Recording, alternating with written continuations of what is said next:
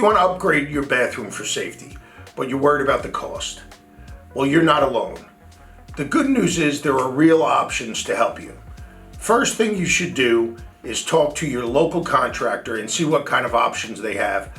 For people that are 65 and older, they have special programs with low interest, low payments, sometimes as little as no money down. So that's number one, try your contractor. Number two, if you're a veteran, there are programs the VA offers which can not only assist, but you can actually get grants. So especially if it's for safety concerns. And the same thing with Medicare and Medicaid. You should call them, explain your situation, and you should be able to get assistance from one of those.